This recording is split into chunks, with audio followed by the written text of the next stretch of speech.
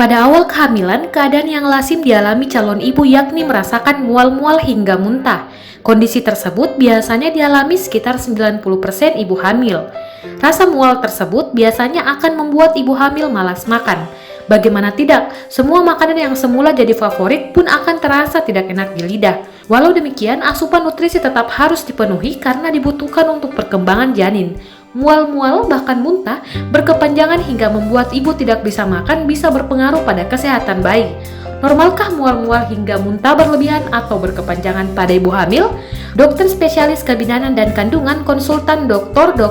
Nasruddin, AMSPOGA Kamars turut menanggapi hal tersebut. Begini penjelasan Dr. Nasruddin yang juga Wakil Dekan 1 Fakultas Kedokteran Universitas Muslim Indonesia. Assalamualaikum warahmatullahi wabarakatuh. Perkenalkan, saya Dr. Nasruddin sebagai konsultan Mars. Alhamdulillah saat ini diberi amanah untuk menjadi dokter spesialis obstetrik ginekologi dalam hal ini kebidanan dan kandungan. Mungkin orang banyak mengenal kehamilan dan gangguan pada saluran organ reproduksi. Dan saat ini juga bertugas sebagai Direktur Rumah Sakit Hadijah 1 Muhammadiyah Makassar dan Rumah Sakit Ibnu Sina Yayasan Wakafumi, dan juga sebagai Wakil Dekan 1 di Fakultas Kedokteran Universitas Muslim Indonesia. Halo para subscribers daripada Tribun Timur, saat ini saya akan mencoba menjelaskan masalah yang paling banyak ditemukan pada ibu dalam kondisi hamil muda. Yang pertama adalah mengenai mual dan muntah. Mual dan muntah pada kehamilan dikenal juga dengan istilah hiperemesis gravidarum. Kenapa disebut hiperemesis? Karena mual dan muntah pada kehamilan sebenarnya hal yang normal terkait dengan perubahan fisiologi pada ibu hamil karena adanya perubahan hormonal. Tetapi mual muntah ini terkadang pada beberapa wanita ibu hamil itu berlebihan, maka disebut hiperemesis gravidarum.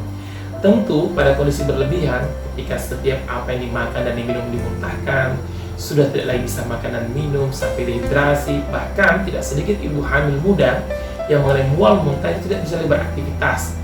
Dan pada kondisi yang berat memang sangat dehidrasi yang berat dan bisa menyebabkan hal yang tidak baik baik pada ibunya maupun pada janinnya. Nah, ada beberapa hal yang harus diperhatikan pada ibu hamil muda. Yang pertama bahwa kondisi lambung tidak begitu baik karena asamnya maupun karena peristaltik yang menurun sehingga pengosongan lambung menjadi lambat. Untuk itu, untuk menghindari mual dan muntah yang berlebihan, pada beberapa ibu sangat dianjurkan merubah pertama pola makannya. Pola makan pada ibu hamil sebaiknya sesering mungkin tetapi dalam jumlah yang sedikit. Yang kedua, pada beberapa ibu senang sekali mengkonsumsi yang asam, pedas. Memang senang dan itu kadang menjadi malah hal yang diidam-idamkan atau orang bilang mengidam ya. Tetapi sesungguhnya kondisi itu bisa lebih memperburuk keadaan asam pada lambung. Sehingga untuk sementara walaupun diinginkan sebaiknya dihindari.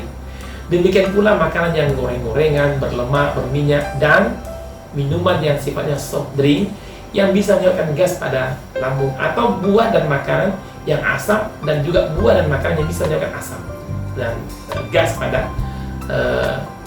saluran cerna sehingga bisa muncul lagi mual dan muntah. Terima kasih.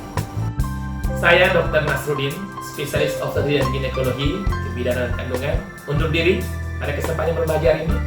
Jangan lupa like, subscribe, dan komen YouTube channel Tribun Timur.